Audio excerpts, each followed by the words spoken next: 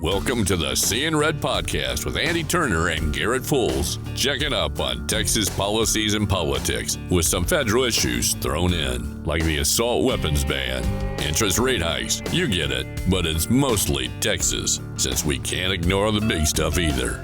And now, here are your hosts, Andi Turner and Garrett Fulce. Welcome back to a special episode of the Seeing Red podcast. I'm Garrett Fulce. We have our lovely co-host with us today, Andi Turner, as well as a special guest, Senator Drew Springer. Make sure you subscribe and follow us on social media at the Seeing Red Pod to make sure you know when we upload.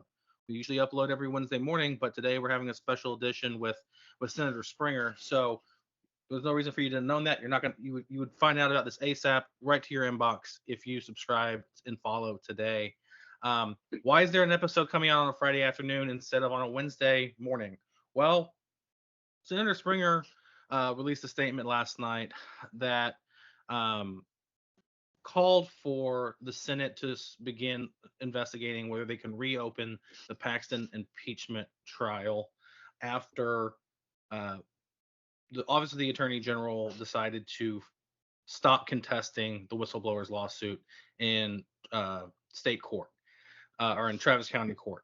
So that's kind of where we're at. We got the Senator on this show to kind of talk about why he's sending that statement out and talk a little bit about what's happening. But that's what we're doing with today. So Senator, welcome to the show. Thank you so much for joining us.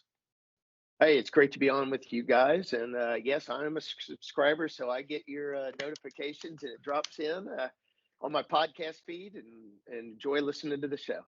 Well, we're glad you do. We're glad you do. So for those of you who don't know Senator Drew Springer individually, let me just give you a little background on him before we get into the meat of the show. Senator Drew Springer is a lifelong Christian. He fights to preserve traditional Texas values and promote economic development and undo burdensome regulations. Go, Senator. Drew is a champion for the taxpayers, fights for pro-life legislation, and defends the Second Amendment. Woo! He was elected to the Texas House in 2013 and was consistently ranked among the top conservatives.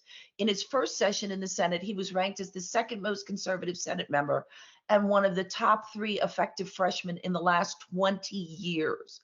He grew up in Weatherford, where he attended Weatherford High School. He went on to attend Weatherford College and then the University of North Texas, where he was a letterman and received his accounting degree. He spent 15 years working for a Texas railcar company, where he started as an accountant and rose to be president of 3 divisions. He left to join his father's financial services, where he specialized in agricultural futures and securities for the last 16 years. Drew and his wife of 30 plus years now, Lydia, reside in Munster, where they are blessed to have raised their 3 children and welcomed their first grandson in 2020. The family is active members of Sacred Heart Catholic Church, where Drew serves on the financial council, and he's also been a volunteer fireman for 15 years. There's something I didn't know. Good for you. Thank you. So Garrett, I'm going to let you get this show started because this is important stuff. Absolutely. Thanks, Andi. And that's one heck of a resume there, Senator. But let's just kind of jump into the meat of this. We'll start at the beginning. Longtime listeners of our show are going to know that we spent several weeks talking about the Paxton impeachment. And Andi and I both thought at the end of it, the conviction was warranted on several of the counts, but not all. That said, Senator, you were one of 15 GOP senators that voted to acquit on all of the charges. Yesterday, though, you released a statement that said the Senate should relook at the case. Kind of explain what's different now and why you think this is risen to a level that needs to be relooked at. Well, for months leading up to the case, we heard from the Attorney General that he was innocent, that he did nothing wrong, that he didn't have the chance to go before the legislature and defend himself and tell his side of the story. We had the trial. He didn't talk about it. He didn't go on trial, so we didn't get to hear from him directly, but we heard from his team. And we spent 2 grueling weeks listening to testimony on it. But the standard was it was beyond a reasonable doubt. And at the end of the day, we did not believe, or I didn't believe, and obviously other senators thought the same as I did on the GOP side, that it just did not rise to that. And so we voted to acquit. We didn't vote. I didn't vote to say that he's innocent, that there's nothing wrong here, that, but it just did not rise to that standard. What changed? Hey, I decided I'm going to come back and I'm working, doing normally what I do in the interim and stuff, going back and seeing constituents. And, and I know that, there's the case with the whistleblowers is running through the court. And I was very surprised to see the attorney general put a statement into the court, a legal document, and let me quote exactly what he says: hereby elects not to contest any issue of fact in this case as to the claim or damages. And so that is an admission of guilt, saying to the court, because this isn't a settlement. This is saying to the court, we're not going to contest anything the whistleblower said. Just tell us how much taxpayers owe to these folks for what I've done. And to me, I read that as an admission of guilt. I think that you should have that brought back up. I think that we should hear from the attorney general. He should be deposed under oath. Donald Trump's never afraid to go under oath and be deposed and tell you he's innocent. Ken Paxton is refusing to do that now. And so to me, it's risen to that level that I think it warrants reopening this. Well, Ken Paxton released a statement. I think it was just the press. I didn't see the actual statement come out, but Patrick Svitek reported it, saying, and I quote, "Springer has to leave the Senate because he was such a bad senator, wasn't going to get reelected, and needed a job. Why should anyone listen to his sour grapes? Why should anyone listen to your sour grapes, Senator?" Look, I mean, it tells you right there. He doesn't say, "Oh, I didn't admit that I'm guilty." He sits there and says, "Oh, I was a bad senator." Oh, geez, I mean, I'm sorry. It was like you said, it was number 2 most conservative my freshman session. I was in the top 5 this session. And look, I don't necessarily want to say, but Angela Paxton was way near the back end of the Republican side of things. So if he's calling me a bad senator based on conservativeness, unless he has a different measurement that he uses, I don't know what that is. And I tell you what, it is insulting to everybody listening to this that he is talking about somebody who goes and makes an honest living, makes a job. I didn't figure out how to get rich being a politician. I know his own team, Axiom, ran ads against him and his wife when they were running Don Huffline's campaign, saying, public service pays really well for Ken Paxton. He went from owning next to nothing to owning 28 companies. He refuses to file his personal financial statements, which discloses to all of us elected officials, to the public, what we own. Greg Abbott files his. Dan Patrick files his. Dawn Buckingham files hers. I've filed mine for 12 years. It shows that I own about what I own when I got in to today. So I've got to come back and make a living. And I'm proud of that. I don't think that that's a sign of weakness. I think that's a sign of what our founding fathers intended us to do, which is go serve the citizens of Texas or our country, and then go back and make a living under the rules you passed. Ken Paxton continues to take, lavish European vacations. The communist China brought him to China, and he won't disclose who paid for that. A lot of other officials were asked to go on those trips. They didn't go. This is where he is going because he's trying to add smoke and cover from the real story, which is he has admitted to the courts that he has done the items that the whistleblowers are charging him for. Whistleblowers want to clear their names, and that's what they're attempting to do. But by Ken Paxton doing this, he opens the taxpayers to millions and millions and more. If he did nothing wrong, it would take him just a few hours to sit down, answer questions truthfully. He spent way more time trying to avoid being deposed than if he'd just been deposed, told the truth that he did nothing, if that was the truth, and we'd be done with this. And guess what? We wouldn't owe the whistleblowers anything. And And I think you're exactly right, Senator. I think transparency matters. I think if you're in a leadership role, whether you are a state senator or whatever, but all the way down to county council or city council, transparency matters. And if your constituents can't see what you're doing, at least it makes this constituent wonder what you're up to. Right. So I definitely have concerns. I reread that filing last night that you referenced that he filed in the whistleblower case, and you're exactly right. Item 14 is it in my opinion is very damning. He should not have, if he's innocent, he should not have capitulated, and to file something like that in the legal system. He didn't want to be deposed, as you said, and now the courts are saying you're going to be deposed anyway. And after I reread that whole thing, I was like, well, no wonder they want to depose him, because I was reading the media on it, and it wasn't really clear to me why they were going to depose him anyway. But when I read the filing, I was like, the first 13 items are all about the impeachment process, and like that has nothing to do with a legal case. I mean, it's a flyby item, if you will. In a legal case, having worked for an attorney, it would be a mention and also ran, if you will, but it's not the focus. Right. And look, the judge is probably going to rule that, and it has said you've got to be deposed, because how do they determine what damages there are if they don't know all the facts of the case? And he's saying, of course, well, I'll just admit to, I mean, that's what he says. I will consent to all of them. Mm-hmm. And what are they? Well, and that goes exactly back to what Article 6, and probably a couple others in the impeachment articles, were about, where he said he hadn't done anything. Now he's conceding that I'm going to go with what the whistleblowers are saying, and I'll admit to those.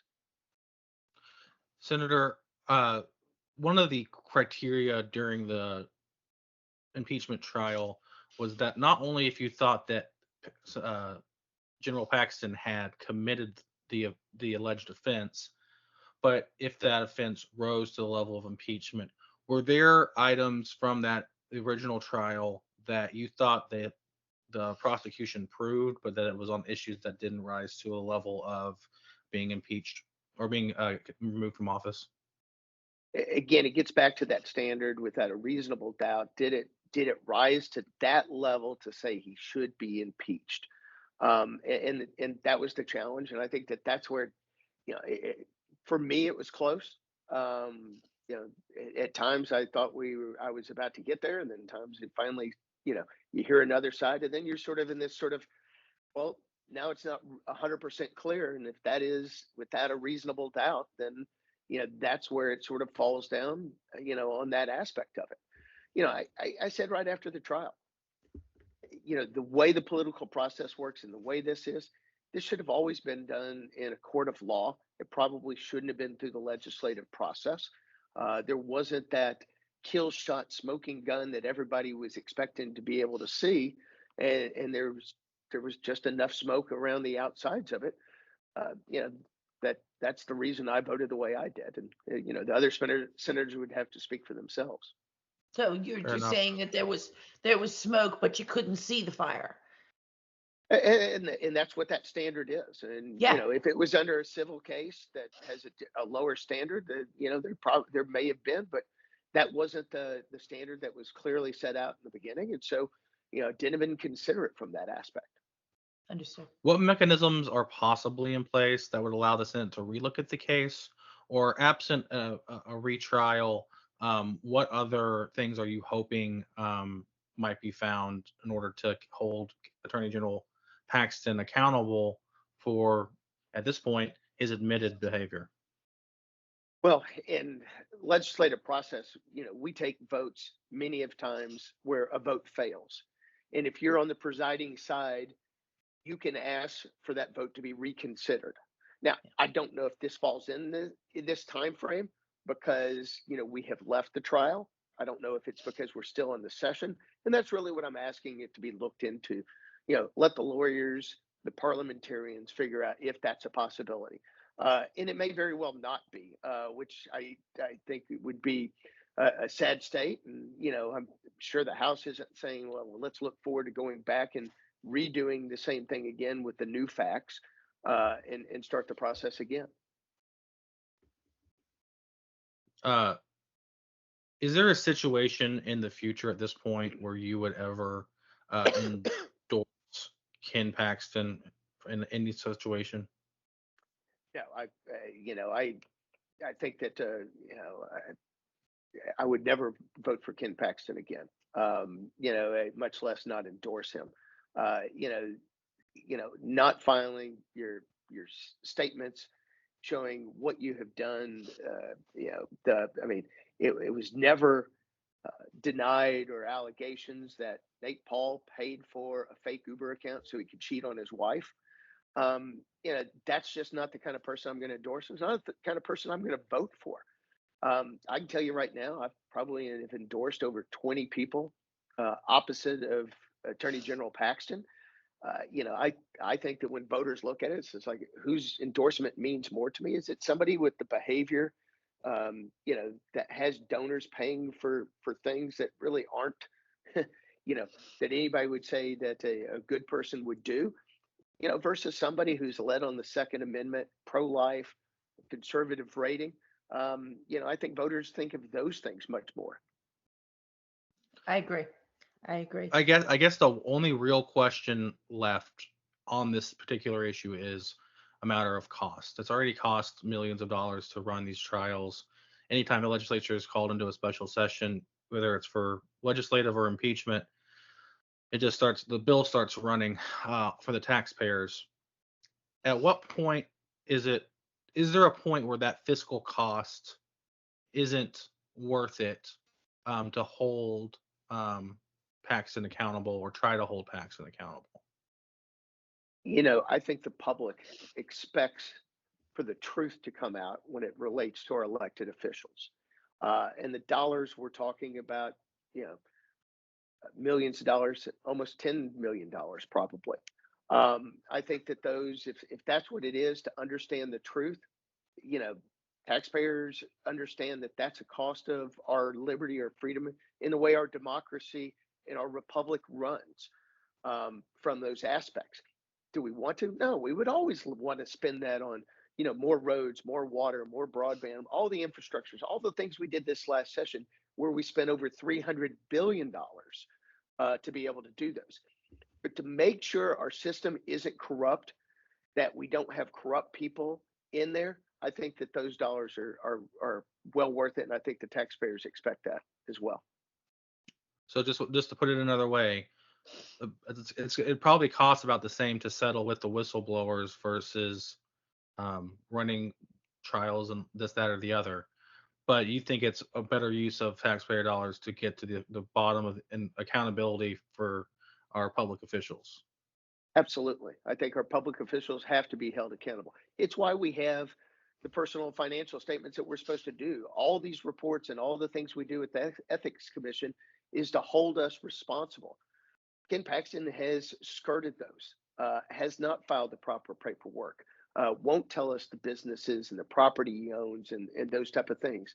On top of now, we are dealing with this whistleblower suit where he is, refusing to be deposed, is admitting that he's guilty, and now is asking the taxpayers to pay that amount of money. So I think that we need to hold our public elected officials responsible. And on a closing note, I just want to make it clear to our lovely viewers and listeners that Senator Drew Springer, unfortunately, is not running again.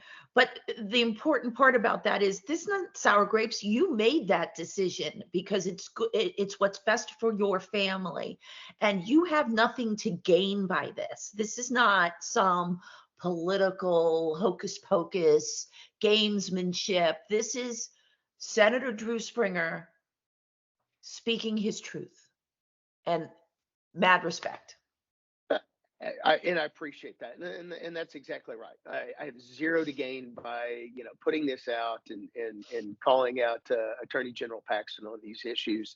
Probably to the flip sides probably will be, detriment.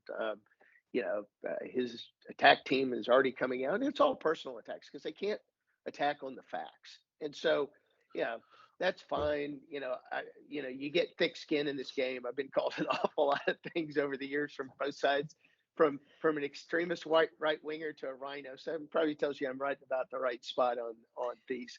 But it gets back to the integrity of the office. It's one thing, the Senate, especially the Senate, is held in esteem. It's a sacred place. It's been an honor. Less than 1,000 Texans have ever been a senator.